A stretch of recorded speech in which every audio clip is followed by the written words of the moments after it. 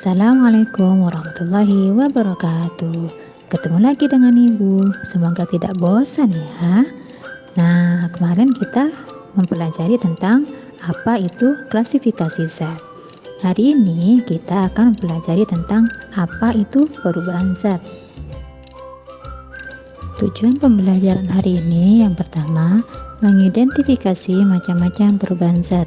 Yang kedua, menjelaskan pengertian perubahan fisika dan perubahan kimia. Yang ketiga, memberikan contoh perubahan fisika dan perubahan kimia.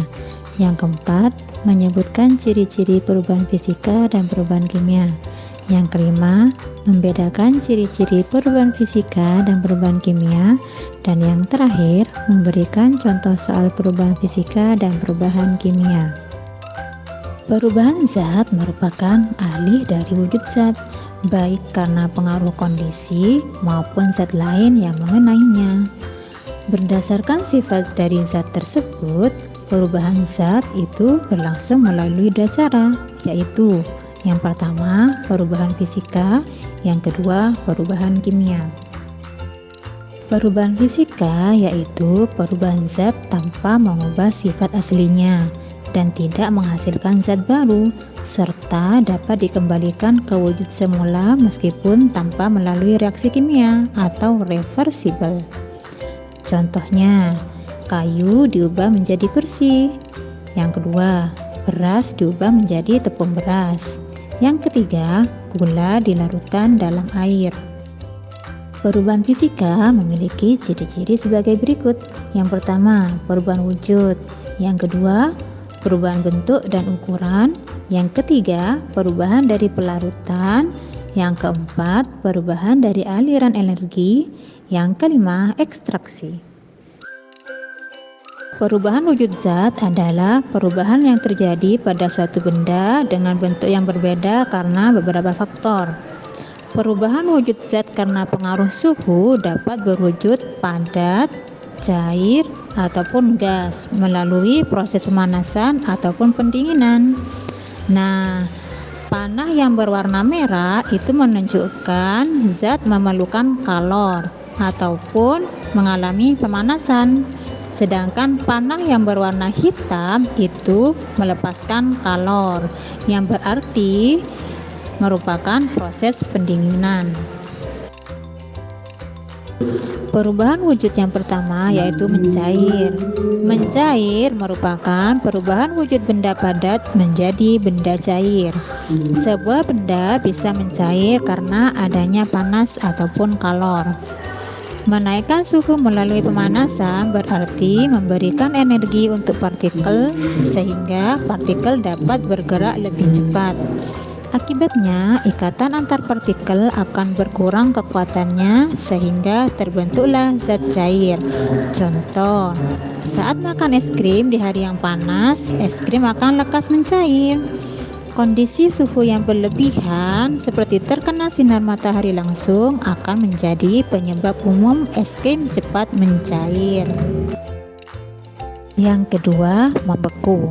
Membeku merupakan proses perubahan wujud benda dari cair menjadi padat. Contoh, air di dalam freezer berubah menjadi es batu. Nah, dalam proses membeku, wujud benda cair akan melepaskan energi panas untuk menjadi padat atau diperlukan suhu dingin agar benda cair bisa menjadi padat. Nah, menurunkan suhu tadi menyebabkan benda kehilangan energi panas, sehingga partikel bergerak lebih lambat dan saling mendekat sampai terbentuk ikatan yang lebih kuat antar partikelnya, dan partikel tersebut tidak dapat bergerak lagi. Menguap, yaitu proses perubahan wujud benda dari cair menjadi gas karena adanya pemanasan. Nah, pemanasan air menyebabkan terbentuknya gelembung pada air dan terjadilah proses naiknya air ke permukaan, lalu dilepas ke udara. Contoh, air bila dimasak akan menjadi uap air. Yang kedua, mengeringkan pakaian itu juga merupakan proses menguap. Perubahan wujud yang keempat yaitu mengembun. Mengembun adalah Wujud benda gas akan melepaskan energi panas agar dapat menjadi cair. Contoh, titik embun air yang memburamkan kaca mobil saat hujan. Yang kedua, titik air pada luar gelas yang berisi es. Perubahan wujud selanjutnya yaitu menyublim. Menyublim yaitu proses perubahan wujud benda dari padat ke gas tanpa melalui proses cair. Contoh, kapur barus yang disimpan pada lemari pakaian akan menjadi habis dan berubah menjadi gas. Dan perubahan wujud yang terakhir yaitu mengkristal. Mengkristal adalah proses perubahan wujud benda dari gas ke padat. Contoh, air laut dapat menguap dan menyisakan butiran-butiran kristal yang akan menjadi garam. Perubahan bentuk dan ukuran. Contohnya, kayu diubah menjadi kursi. Perubahan dari pelarutan, yaitu melarutkan zat tertentu ke dalam air sampai terbentuk campuran homogen yang sifatnya sama. Contohnya, melarutkan garam ke dalam air. Perubahan dari aliran energi. Ketika ada aliran energi berubah sesaat, kemudian kembali lagi menjadi zat semula. Contohnya lampu TL, bel listrik, dan mixer. Nah, sekarang kita akan membahas tentang perubahan kimia. Perubahan kimia yaitu perubahan zat yang dapat menghasilkan atau membentuk zat baru dengan sifat kimia yang berbeda atau tidak dapat kembali ke wujud semula atau irreversibel. Nah, ciri-ciri perubahan kimia yang pertama, terbentuknya zat baru. Yang kedua, terbentuknya gas. Yang ketiga, terbentuknya endapan. Yang keempat, terjadinya perubahan warna. Dan yang terakhir, terjadinya perubahan suhu. Contoh perubahan kimia yaitu pembakaran kayu menjadi arang. Yang kedua, singkong menjadi tapai. Yang ketiga, makanan basi. Yang keempat, susu diubah menjadi keju. Dan yang kelima, besi menjadi berkarat. Terbentuknya gas. Contohnya, ketika membuat kue, kita menambahkan soda kue ke dalam adonan. Ketika adonan dimasak, maka soda kue akan terurai dan menghasilkan gas karbon dioksida. Gas inilah yang menyebabkan kue dapat mengembang. Terbentuknya endapan. Contohnya, susu menjadi basi, minyak menjadi tengik, batu kapur disiram air. Untuk terjadinya perubahan warna, contohnya buah menjadi masak, besi berkarat, roti menjadi gosong, dan mengecat atau menyemir rambut. Contoh dari terjadinya perubahan suhu yaitu singkong menjadi tapai dan kedelai menjadi tempe. Pembakaran. Pembakaran terjadi jika ada oksigen dan api menghasilkan abu, gas, dan panas. Contohnya yang sudah terlihat pada gambar, yaitu membakar kayu dan kemudian nanti menghasilkan abu. Pemasakan. Contohnya memasak makanan, misal beras menjadi nasi. Kita tidak bisa merubah nasi menjadi beras lagi karena sudah melalui proses kimia, yaitu pemasakan. Perkaratan. Reaksi antara logam, air, dan oksigen. Untuk menghindari perkaratan, yang pertama, pengecatan. Yang kedua, pelapisan dengan minyak atau pelumas, contohnya pada mesin mobil. Yang ketiga, melapisi dengan plastik. Yang keempat, melapisi logam dengan logam yang lain. Misal, logam yang kurang reaktif, misalkan timah, krom, perak, emas. Jika pelapis tergores dan besi berkontak dengan udara dan air, maka besi bisa berkarat. Untuk yang kedua, melapisi dengan logam yang lebih reaktif, misalkan seng dan magnesium, tapi harus diganti secara berkala karena cepat habis. Pembusukan. Karena organisme mengubah materi menjadi yang tidak diinginkan, misalnya pembusukan buah. Fermentasi. Karena organisme mengubah materi menjadi yang diinginkan, misalnya tape dan tempe. Nah, sekarang dapat disimpulkan bahwa perbedaan kimia dan fisika itu ada dua. Perubahan fisika yang pertama yaitu tidak terbentuk zat baru, dan yang kedua komposisi materi tidak berubah.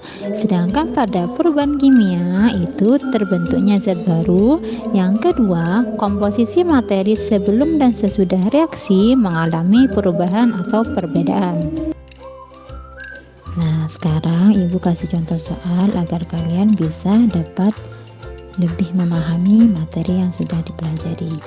Untuk contoh soal yang pertama, perubahan materi berikut ini yang termasuk perubahan kimia adalah, kira-kira apa jawabannya? Ya, benar, jawabannya yaitu D, susu menjadi masam. Nah, sekarang kita bahas satu persatu. Kenapa jawabannya D, susu menjadi masam?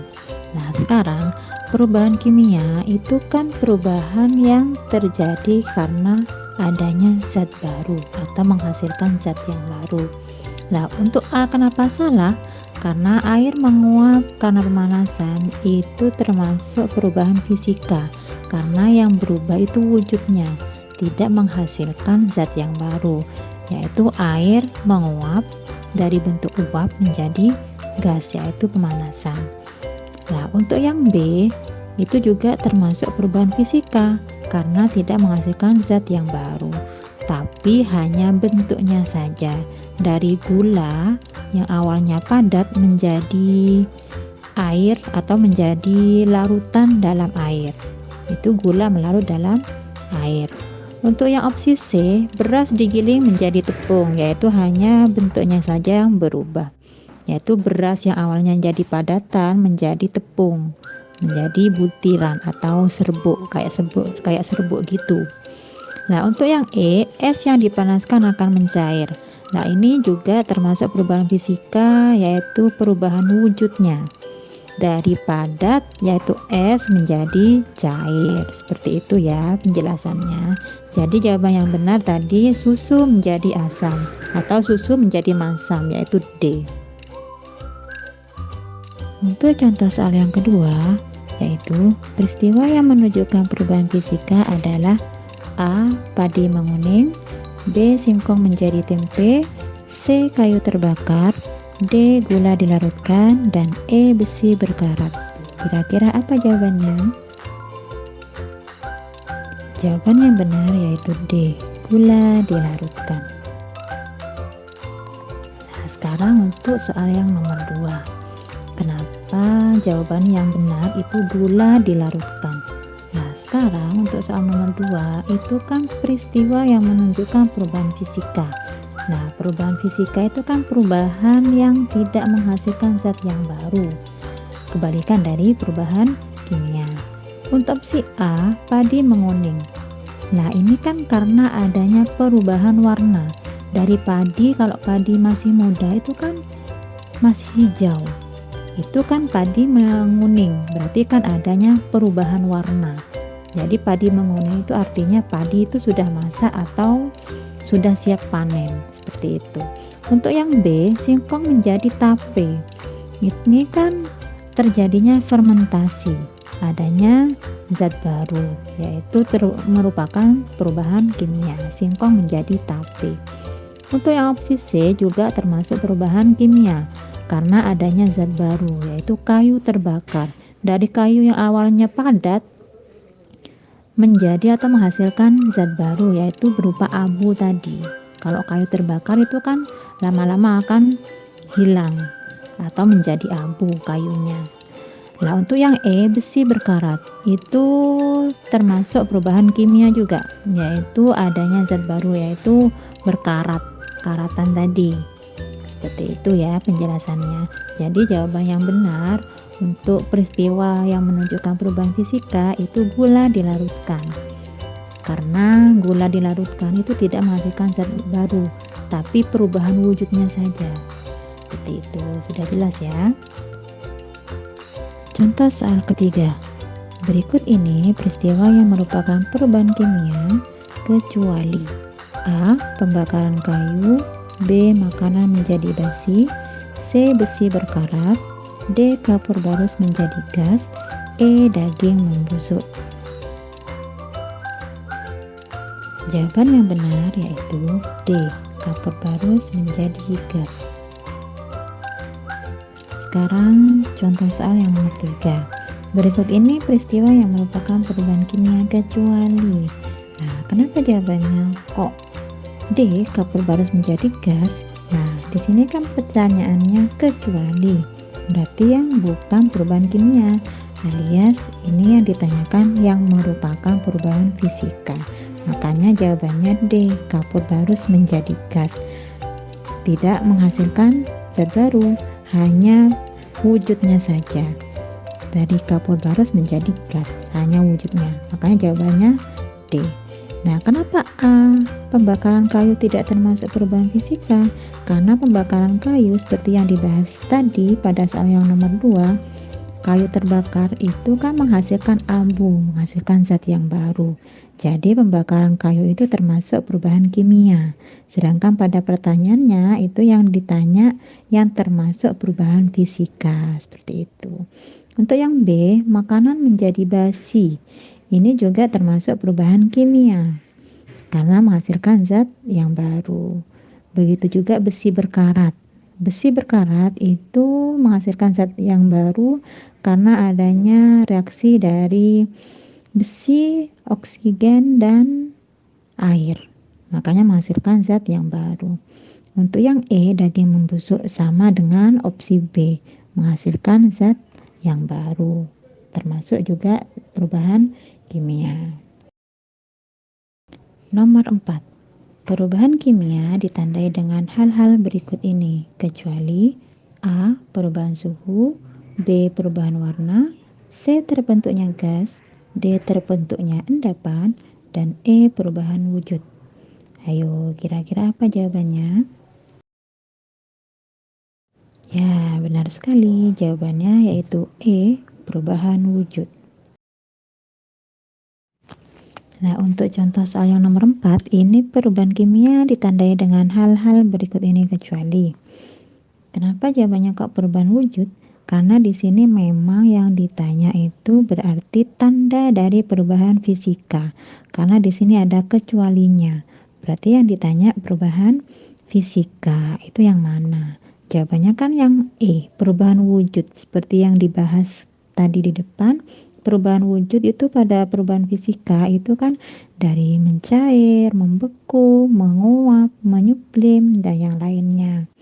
Nah, untuk opsi A, kenapa kok salah? Nah, perubahan suhu ini termasuk perubahan kimia, sedangkan di soal itu kan yang ditanya kecuali, yaitu berarti perubahan fisikanya yang ditanya. Untuk yang B, perubahan warna, ini juga termasuk perubahan kimia. Jadi jawabannya salah yang untuk yang B ya. Karena perubahan warna seperti pengecatan, menyemir rambut, terus besi berkarat, itu kan terjadi perubahan warna. Jadi perubahan warna ini termasuk tanda dari perubahan kimia. Untuk yang C, terbentuknya gas.